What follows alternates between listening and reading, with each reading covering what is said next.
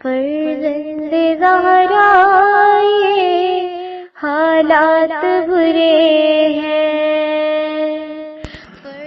کاشانہ بصیرت ایک ایسا مکمل یوٹیوب چینل جس پر محروم بصارت کے لیے بالخصوص اور تمام افراد کے لیے بالعموم سینکڑوں کی تعداد میں اسلامی کتب دستیاب ہیں۔ لہذا گزارش ہے کہ آپ اپنی ذمہ داری نبھاتے ہوئے کاشانہ بصیرت کو سبسکرائب کرنے کے ساتھ ساتھ بیل آئیکن کو پریس کیجیے تاکہ آپ علم کے حصول کے ساتھ ساتھ مذہب اہل بیت کی اشاعت میں بھی اہم کردار ادا کرتے رہیں۔ کاشانہ بصیرت۔ فرزند زہرا یہ حالات برے ہیں۔ اعوذ باللہ من الشیطان الرجیم، بسم اللہ الرحمن الرحیم۔ السلام علیکم ورحمۃ اللہ وبرکاتہ۔ محترم سامعین کرام، میں بن ذوالفقار ایک مرتبہ پھر آپ کی خدمت میں حاضر ہوں تفسیر کوثر جلد نمبر 7 کے ساتھ، اور اب تک ہم اس سلسلے کی 12 ریکارڈنگز آپ کی خدمت میں پیش کر چکے ہیں، اور آج اس سلسلے کی 13ویں ریکارڈنگ حاضر ہے۔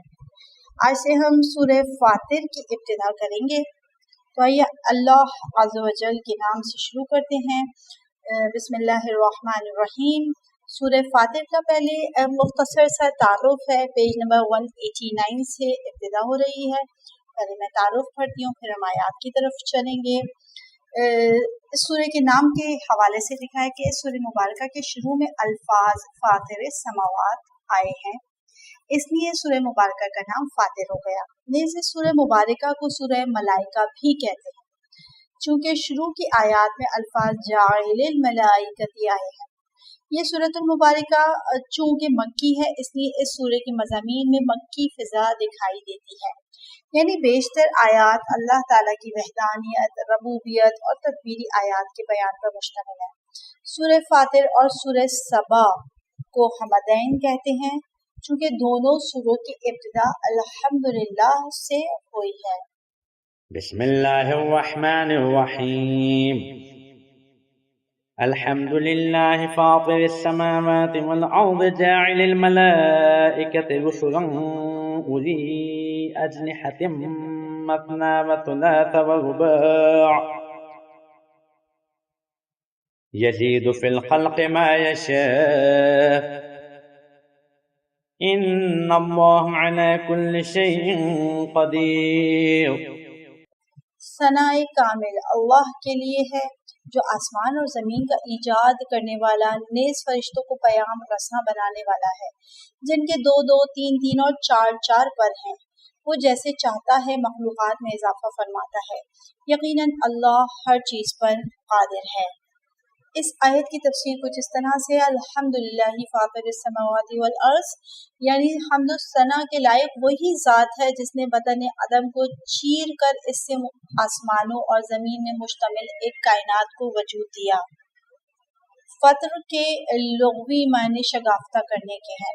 اس سے ایک نقطے کی طرف اشارہ ہو سکتا ہے کہ اس کائنات کی تخلیق سے پہلے کوئی ایسی چیز موجود تھی جس کی شگافتگی سے یہ کائنات وجود میں آئی، اور وہ آیا وَكَانَ عَرْشُهُ عَلَى الْمَاءِ، سورہ ہود کی آیت نمبر 7۔ اس کائنات کی تخلیق سے پہلے اللہ کی سلطنت پانی پر تھی کے مطابق پانی ہو سکتا ہے۔ پانی مائع حیات اور تمام زندہ موجودات کا مادہ مشترکہ ہے، لیکن پانی کی تفصیل میں اس سے زیادہ نہیں جا سکتے کہ پانی سے مراد مائع مذاب ہے یا گیس یا انسولین یا ہوا۔ ایسے غیبی موضوعات میں صریح نص کے بغیر اظہار خیال کرنا درست نہیں ہے۔ مزید لکھتے ہیں جاعل الملائکۃ رسلا، یعنی فرشتوں کو پیام رساں بنانے والا۔ فرشتے اللہ کے کارندے ہیں۔ فرشتوں کو اللہ تعالیٰ نے امور تکوینی اور تشریعی دونوں میں رسل بنایا ہے، جیسا کہ سورہ یونس آیت نمبر 21 میں پروردگار عالم نے فرمایا: بے شک ہمارے فرشتے تمہارے ہیلے بازیاں لکھ رہے ہیں، یہاں تک کہ جب تم میں سے کسی ایک کو موت آ جائے تو ہمارے بھیجے ہوئے فرشتے اس کی روح قبض کر لیتے ہیں۔ یہ تھی سورہ یونس آیت نمبر 21، اور اس کے ساتھ ہی سورہ انعام آیت نمبر 61۔ اس کے ساتھ ہی مزید ہے سورہ زاریات کی آیت نمبر 32 اور 33 قالوا انا ارسلنا الى قوم مجرمین لنرسل علیہم حجارۃ من طین۔ ترجمہ ہے، انہوں نے کہا ہم ایک مجرم قوم کی طرف بھیجے گئے ہیں تاکہ ہم ان پر مٹی کے کنکر برسائیں۔ ان تمام آیات میں فرشتوں کو امور تکوینی کی انجام دہی کے لیے بھیجے جانے کا ذکر ہے، اور فرشتے اللہ کے احکام تشریعی لے کر انبیاء پر نازل ہوتے تھے، جو ایک مسلمہ امر ہے۔ اولی اجنحۃ، یہ فرشتے پروں والے ہوتے ہیں، 2 3 اور 4 پروں والے ہوتے ہیں۔ فرشتے غیر مادی مخلوقات ہیں جنہیں پروں کی ضرورت نہیں ہوتی، تو یہاں پروں سے کیا مراد ہے؟ ایک نظریہ یہ ہے کہ یہ سرعت انتقال کو سمجھانے کے لیے ایک تصور ہے۔ دوسرا نظریہ یہ ہے کہ پروں سے مراد فرشتوں کے مراتب ہیں، کچھ فرشتوں کا مرتبہ دیگر فرشتوں سے زیادہ بلند ہے۔ چنانچہ جبرائیل امین کے بارے میں فرمایا سورہ تکویر کی آیت نمبر 21 میں مطاعن ثم امین، وہاں ان کی اطاعت کی جاتی ہے اور وہ امین ہے۔ اس سے آگے آیت نمبر 164 سورہ صافات آیت نمبر 164 میں فرمایا پروردگار عالم نے اور ملائکہ کہتے ہیں ہم میں سے ہر ایک کے لیے مقرر مقام ہے، یعنی مقام مقرر ہے۔ اس طرح بعض فرشتے دوسرے فرشتوں کے لیے حکم صادر کرتے ہیں اور دوسرے فرشتے ان کی اطاعت کرتے ہیں۔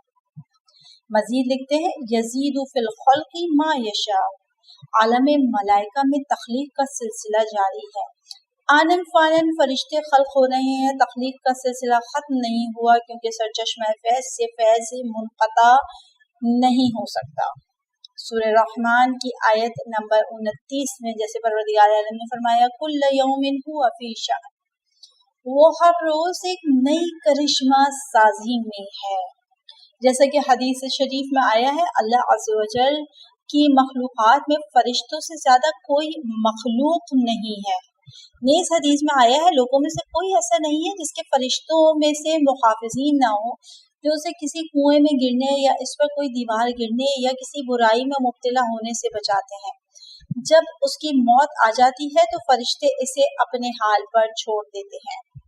لہٰذا فرشتے اللہ کے کارندے ہیں، حکم خدا سے انحراف نہیں کر سکتے۔ تدبیر کائنات میں فرشتے دھوپ، پانی اور مٹی کی طرح ہیں کہ جس کام پر اللہ نے لگایا ہے اسی میں لگے رہتے ہیں، ذرہ برابر خلاف ورزی نہیں کرتے۔ اہم نکات میں لکھتے ہیں کہ فرشتے تدبیر کائنات کے کارندے ہیں، کائنات اسباب و علل کی بنیاد پر قائم ہے۔ فرشتوں کے بھی مراتب ہوتے ہیں۔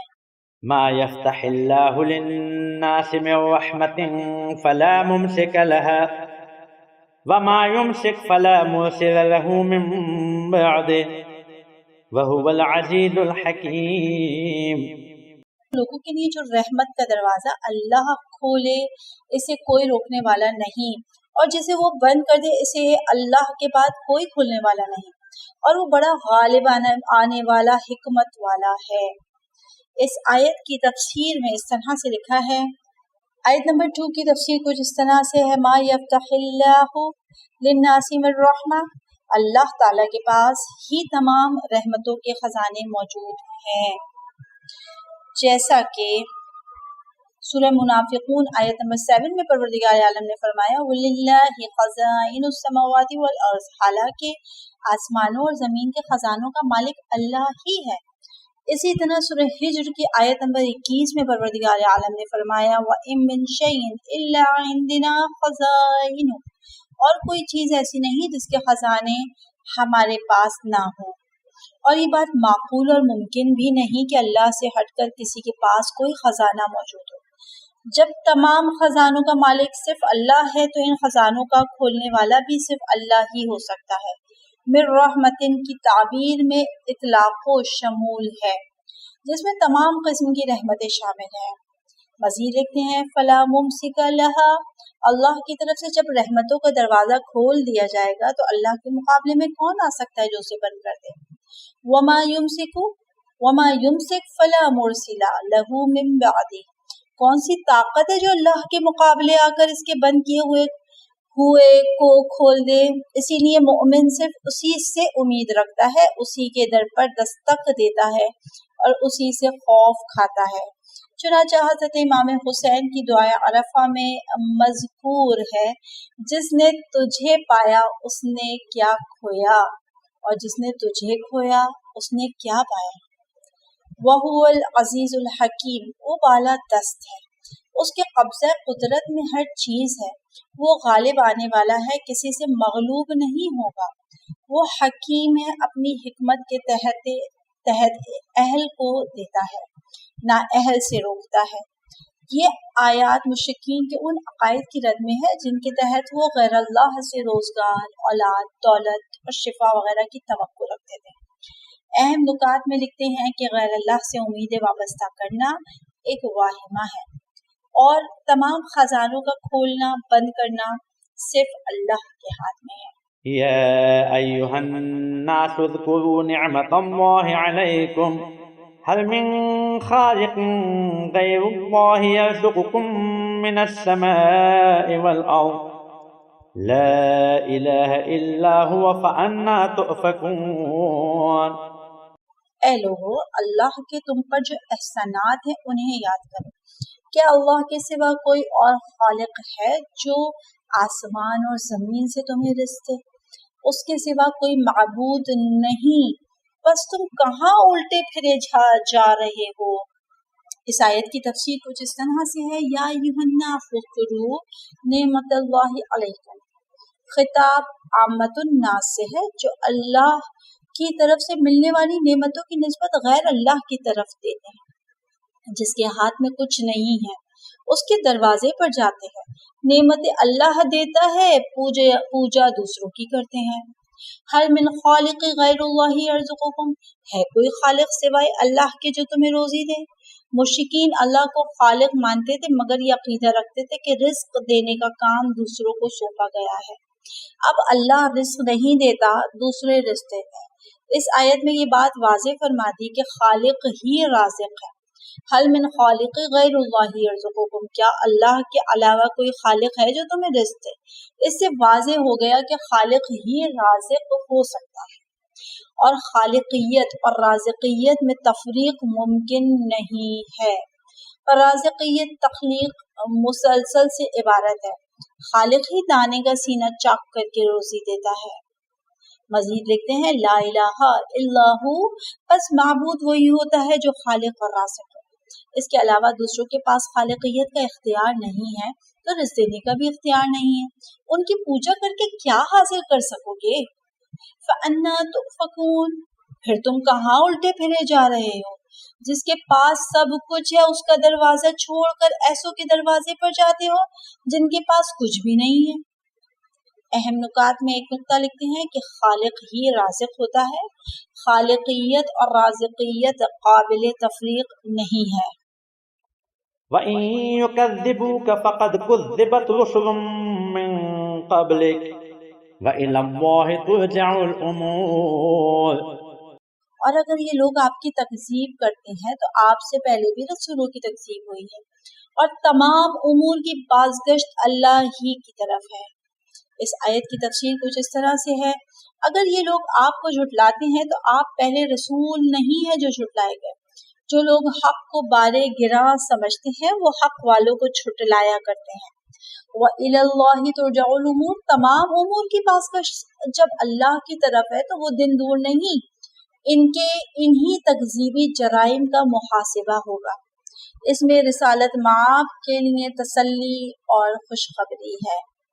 اہم نکات میں لکھتے ہیں کہ حق کے داعیوں کو نادانوں کی تکذیب اور توہین کا مقابلہ کرنا پڑتا ہے۔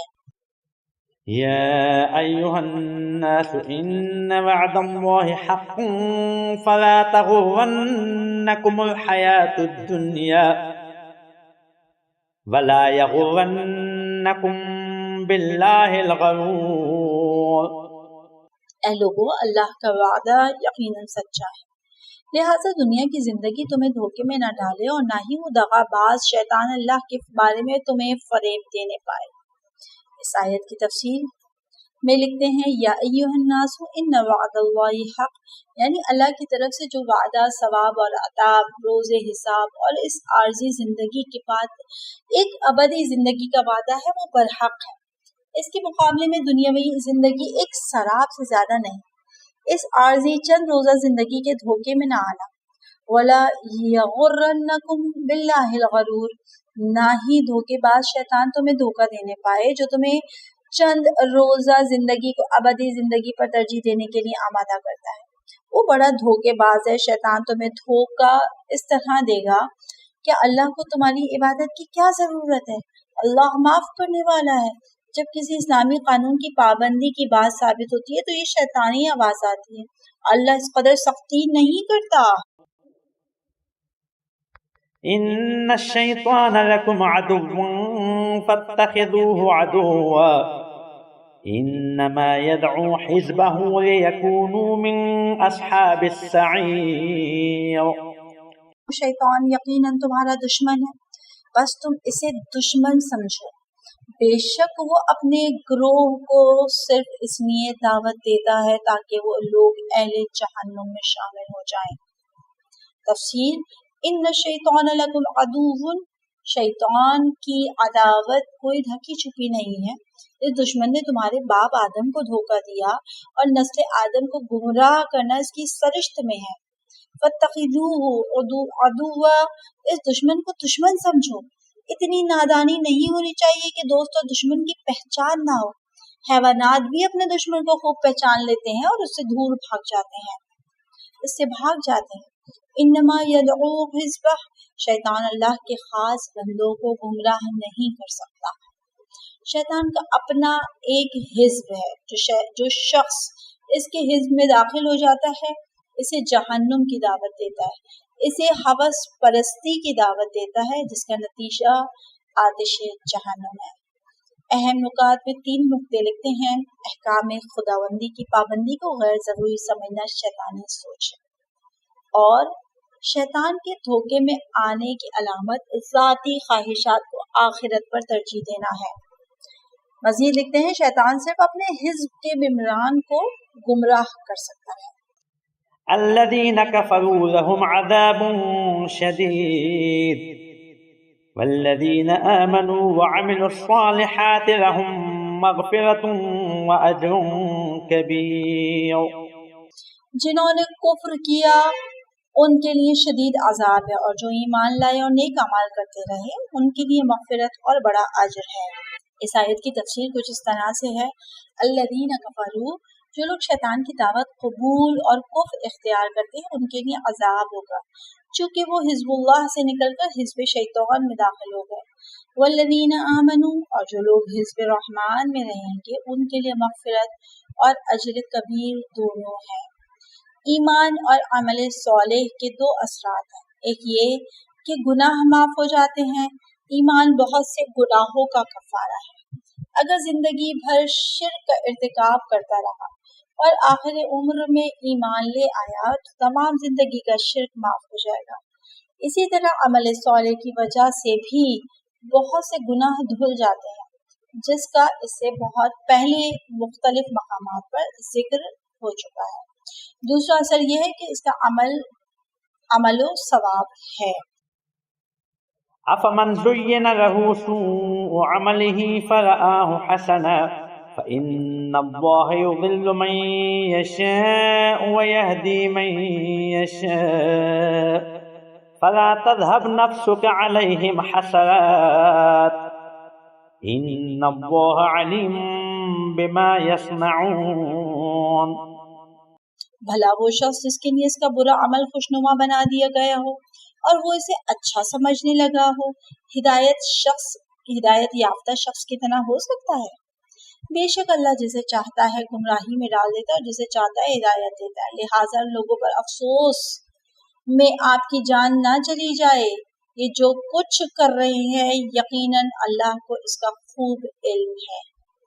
اس آیت کی تفسیر کچھ اس طرح سے ہے، افمن زین له سوء عملی، کیا وہ شخص جس کی عقل پر خواہشات غالب آ جائیں، اس کی نادانی دانائی پر چھا جائے، اس کی نگاہ میں قدریں بدل جائے، برائی خوشنما بن جائے، گناہوں کے ارتکاب پر فخر کرنا شروع کر دے، جرائم پر عمل کرنے میں لذت محسوس کرے، حق باطل اور باطل حق نظر آئے، اس طرح سب سے بڑے گناہ احساس گناہ کے فقدان کا کوئی مرتکب ہو جائے، تو کیا ایسا شخص ہدایت یافتہ شخص کی طرح ہو سکتا ہے؟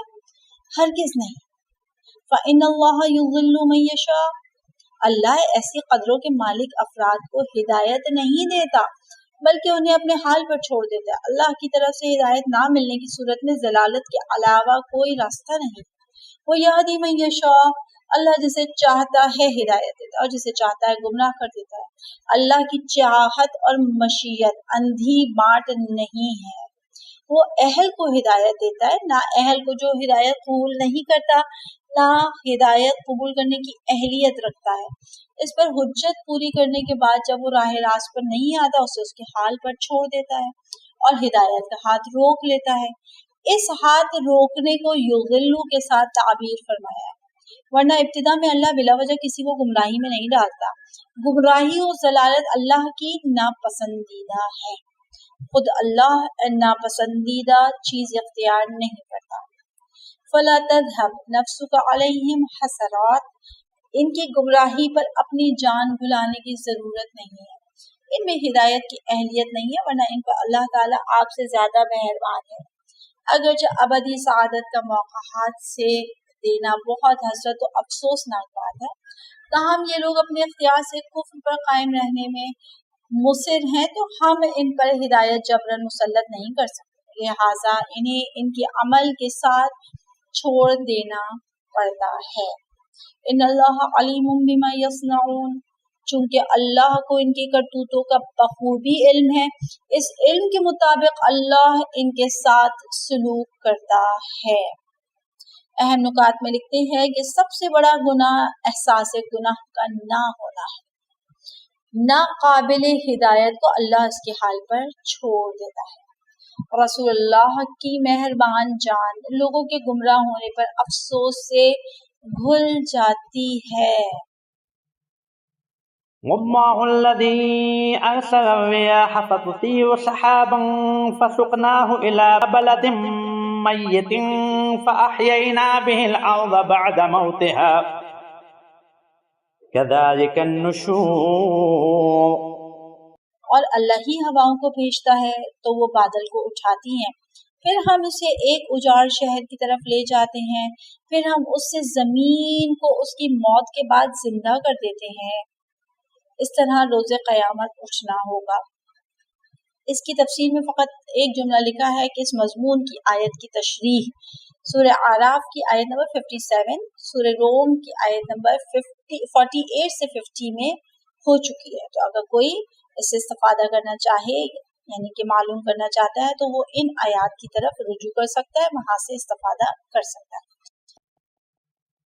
من كان يريد العزة فلله العزة جميعا إليه يصعد الكلم الطيب والعمل الصالح يرفعه والذين يمكرون السيئات لهم عذاب شديد ومكر أولئك هو يبور۔ جو شخص عزت کا خواہاں ہے تو وہ جان لے کہ عزت ساری اللہ کے لیے ہے، پاکیزہ کلمات اسی کی طرف اوپر چلے جاتے ہیں اور نیک عمل اسے بلند کر دیتا ہے، اور جو لوگ بری مکاریاں کرتے ہیں ان کے لیے سخت عذاب ہے، اور ایسے لوگوں کا مکر نابود ہو جائے گا۔ اس آیت کی تفسیر کچھ اس طرح سے ہے کہ من کان یرید العزت فللہ العزت جميعا، کفار قریش کے بڑوں کو یہ خطرہ لاحق تھا کہ اگر محمد صلی اللہ علیہ وآلہ وسلم کی بات بن گئی تو ہماری عزت و وقار خاک میں مل جائے گی۔ دیگر لوگوں کو یہ خطرہ لاحق تھا کہ اگر ہم محمد پر ایمان لے آئے تو ہم معاشرے میں ذلیل ہو جائیں گے۔ اس آیت میں فرمایا کہ پوری کی پوری عزت اللہ کی ہے، عزت کا سرچشمہ اللہ کی ذات ہے۔ من کان یرید العزہ، اگر کسی کو عزت چاہیے تو عزت کے سرچشمے سے ہی مل سکتی ہے، یہاں سے جو عزت ملے گی وہ حقیقی عزت ہوگی، دنیا و آخرت میں کبھی ذلت کا سامنا نہیں ہوگا۔ آج چشم جہاں دیکھ رہی ہے کہ جن ہستیوں نے شعبہ ابی طالب کے کربناک حالات میں وقت گزارا انہیں عزت حاصل ہے یا ان لوگوں کو عزت مل گئی جو اس وقت مکے میں دندناتے پھرتے تھے؟ الیہ یصعد الکلم الطیب، ان باتوں کا ذکر ہے جن سے عزت حاصل ہو سکتی ہے۔ پاکیزہ کلمات اللہ کی طرف صعود کرتے ہیں۔ روایت کے مطابق پاکیزہ سے مراد وہ کلمات ہیں جو برحق عقائد و نظریات کا اقرار کے لیے ادا کیے جاتے ہیں، جیسے کلمہ توحید لا الہ الا اللہ اور اقرار برسالت محمد رسول اللہ، اور ولایت علی علیہ السلام کی گواہی دی جاتی ہے علی ولی اللہ، اور دیگر اصول اور فروع کے اقرار پر مشتمل کلمات اللہ تعالیٰ کی طرف پرواز کرتے ہیں۔ صعود سے مراد اللہ کی بارگاہ میں پیش ہوتے ہیں۔ والعمل الصالح یرفعہ، اور عمل صالح کو یہ پاکیزہ کلمہ قبولیت کے درجے تک پہنچا دیتے ہیں۔ میرے نزدیک ترتیب کلام اس طرح ہے: والعمل الصالح یرفعہ الکلم الطیب، چونکہ اصول عقائد کے بغیر عمل قبول نہیں ہوتا، لہٰذا عمل صالح کو اللہ کی بارگاہ قبولیت میں فائز کرنے کے لیے اصول عقائد کی درستگی شرط ہے، جیسا کہ عمل کے بغیر عقائد بے نتیجہ ہیں، کیونکہ ان عقائد کی کوئی قیمت نہیں جن کا کردار پر کوئی اثر نہ ہو۔ والذین یمکرون السیئات، جو لوگ رسول اللہ کے خلاف بری سازشیں کر رہے ہیں انہیں شدید عذاب کا سامنا کرنا ہوگا۔ ومکروا اولئک ھوا یبور، اور ساتھ ان کی مکاریاں بے اثر ہو جائیں گی۔ چنانچہ رسول اللہ کے خلاف ان کی ساری سازشیں ناکام ہو گئیں، جیسا کہ پروردگار عالم نے اس آیت میں فرمایا، سورہ انفال کی آیت نمبر 30۔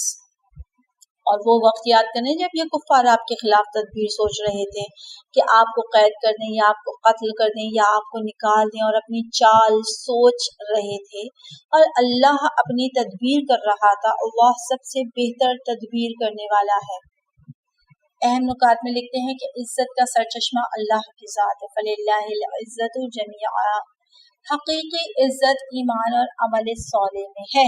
وَالْعَمَلُ الصَّالِحُ یرفعہ، ایمان اور عمل صالح میں ایک مضبوط رشتہ ہے۔ الکلم الطیب والعمل الصالح۔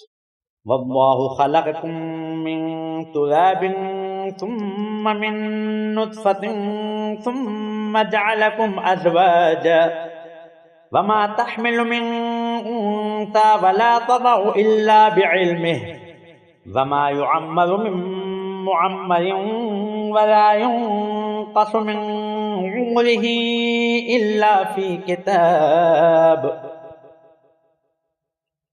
ان ذلك على الله يسير۔ اللہ نے تمہیں مٹی سے پیدا کیا، پھر نطفے سے، پھر تمہیں جوڑا بنا دیا، اور کوئی عورت نہ حاملہ ہوتی ہے اور نہ بچہ جنتی ہے مگر اللہ کے علم کے ساتھ، اور نہ کسی زیادہ عمر والے کو عمر دی جاتی ہے اور نہ ہی اس کی عمر میں کمی کی جاتی ہے مگر یہ کہ کتاب میں ثبت ہے۔ یقیناً یہ سب کچھ اللہ کے لیے آسان ہے۔ اس آیت کی تفسیر کچھ اس طرح سے: واللہ خلقکم من تراب، انسان کی تخلیق عرضی عناصر سے ہوئی اور انسانی جسم میں موجود تمام عناصر عرضی ہیں۔ ثم من نطفۃ، پھر اس خاک کو نطفہ بنا دیا۔ ثم جعلناہ نطفۃ فی قرار مکین، جیسا کہ سورہ مومنون کے آیت نمبر 13 میں پروردگار عالم نے فرمایا، پھر ہم نے اسے ایک محفوظ جگہ پر نطفہ بنا دیا۔ اس وقت تک کی معلومات کے مطابق نطفے کی تشکیل 2 نصف سیلز کی ترکیب سے ہوتی ہے، ایک نصف پدر اور دوسرا نصف مادر کی طرف سے فراہم ہوتا ہے، یعنی جرثومہ پدر اور تخم مادر۔ اس کی بحث سورہ نساء کی آیت نمبر 119 میں کلوننگ کی بحث میں ہو چکی ہے۔ آگے بڑھتے ہیں۔ ثم جعلکم ازواجا، پھر تمہیں جوڑا بنا دیا ہے۔ بعض نے ازواج سے اقسام مراد لیا ہے اور بعض مرد و زن مراد لیتے ہیں۔ دوسرا نظریہ زیادہ قرین واقع ہے۔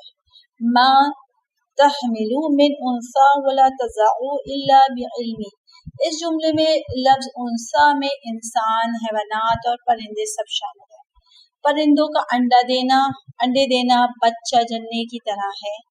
کسی ماں کے شکم میں جو حمل ٹھہرتا ہے اور بچہ جنتی ہے وہ سب اللہ تعالیٰ کے علم میں ہے۔ ہم نے سورہ رعد آیت نمبر 8 کی ذیل میں لکھا ہے مرد کے ایک مکعب سینٹی میٹر نطفے میں 100 ملین جرثومے ہوتے ہیں۔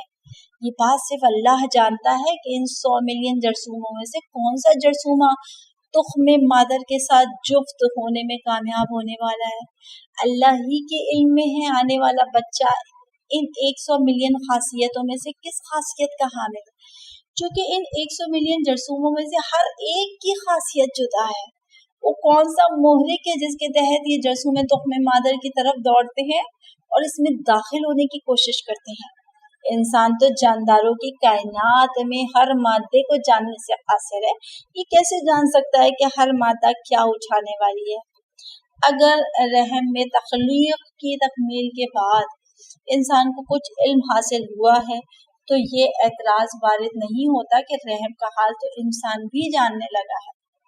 مزید آگے لکھتے ہیں وَمَا يُعَمَّرُ مِن مُعَمَّرٍ وَلَا يُنْقَصُ مِنْ عُمُرِهِ إِلَّا فِي كِتَابٍ، نہ کسی زیادہ عمر والے کو عمر دی جاتی ہے نہ ہی اس کی عمر میں کمی کی جاتی ہے مگر یہ کہ کتاب میں ثبت ہے۔ اسے تقدیر کہتے ہیں۔ واضح ہے تقدیر کا مطلب نظام اور قانون تکوینی ہے۔ اللہ کے ہاں ہر کام ایک نظام کے تحت انجام پاتا ہے۔ اگر تقدیر نہ ہوتی تو بد نظمی اور اندھیر نگری ہوتی۔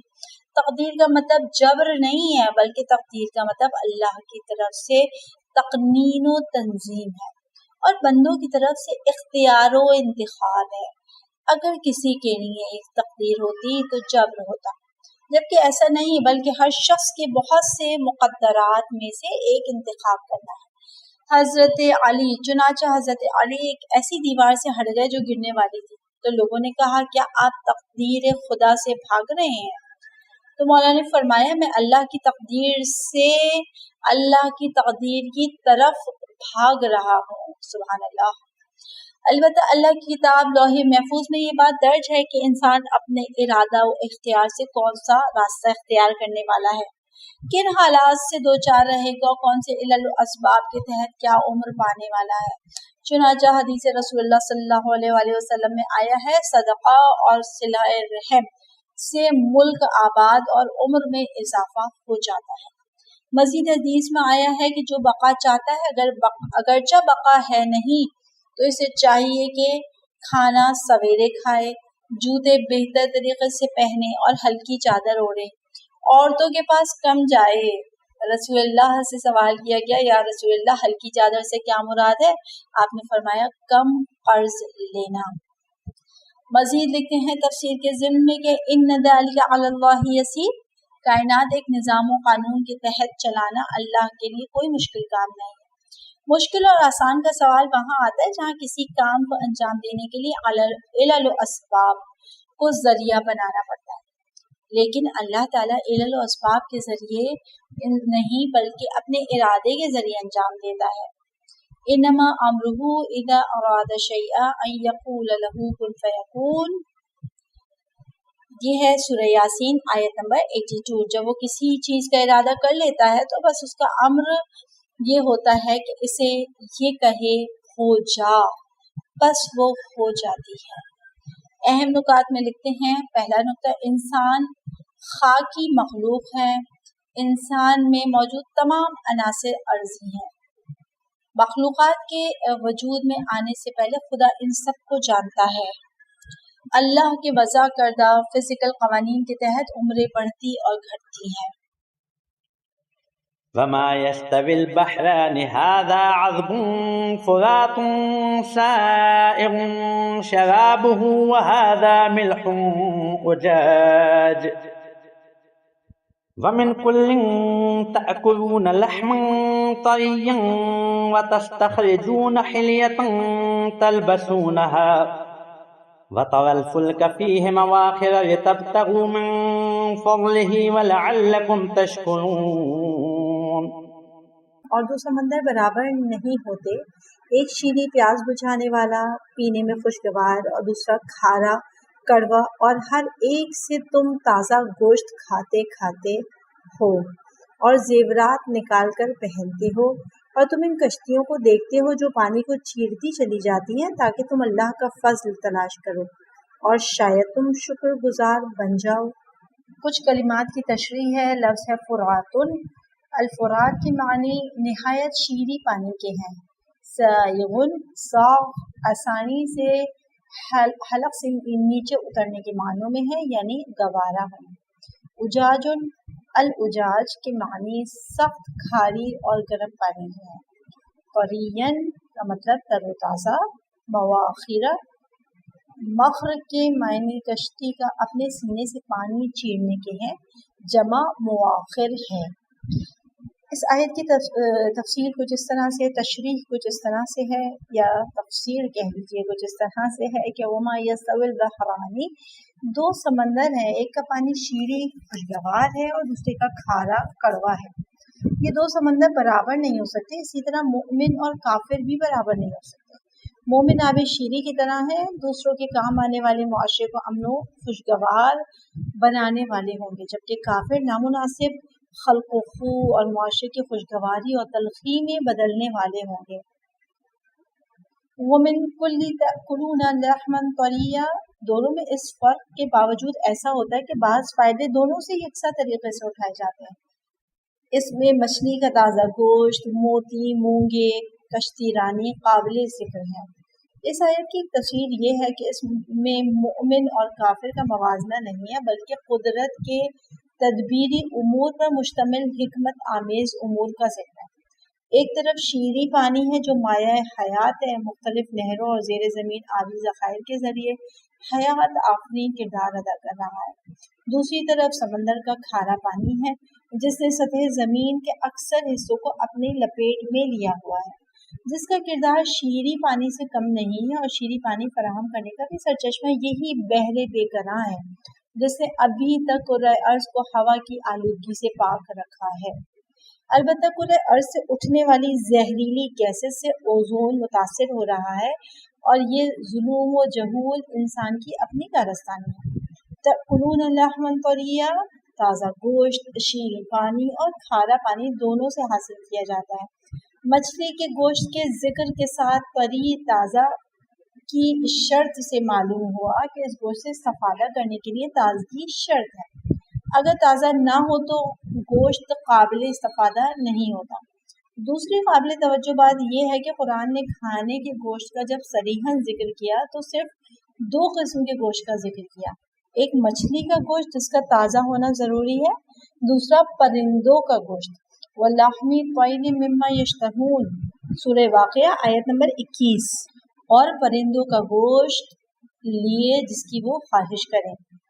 آگے لکھتے ہیں اگرچہ دوسری آیت میں جنت کی نعمتوں میں مطلق گوشت کا بھی ذکر ہے، وَأَمْدَدْنَاهُمْ بِفَاكِهَةٍ وَلَحْمٍ مِّمَّا يَشْتَهُونَ، آیت نمبر 2، آیت نمبر 22 سورہ طور، اور ہم انہیں پھل اور گوشت اور جو ان کا جی چاہے فراہم کریں گے۔ تاہم اس مطلق سے وہی مقید یعنی پرندوں کا گوشت مراد ہو سکتا ہے۔ وَتَرَى الْفُلْكَ فِيهِ مَوَاخِرَ، اس جملے کی تشریح سورہ نحل آیت نمبر 14 میں ہو چکی ہے۔ کچھ نکات لکھے ہیں۔ پانی خواہ شیریں ہو یا کھارا نظام حیات کے لیے دونوں ممدد ہے۔ جائز طریقے سے زیورات کا حصول اور استعمال ممنوع نہیں ہے۔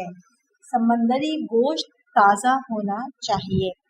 اب انشاءاللہ اگلی ریکارڈنگ کے ساتھ بہت جلد آپ کی خدمت میں حاضر ہوں گی۔ اپنا بہت زیادہ خیال رکھیے گا، مجھے یعنی بن ذوالفقار کو اپنی دعاؤں میں بہت زیادہ یاد رکھیے گا۔ اس دعا کے ساتھ اختتام کرتے ہیں کہ پروردگار عالم ہم سب کو ویسا بنا دے جیسا ہمارے امام وقت ہمیں دیکھنا چاہتے ہیں۔ ہمیں اس قرآن مجید کو پڑھنے، سننے، سمجھنے اور عمل کرنے والوں میں شامل فرمانا۔ پروردگارہ میرے وقت کے امام کا جلد از جلد ظہور فرما دے اور ہمیں اپنے امام کے انصار اور اعوان میں شامل فرمانا۔ اللہم صلی علی محمد و آل محمد وعجل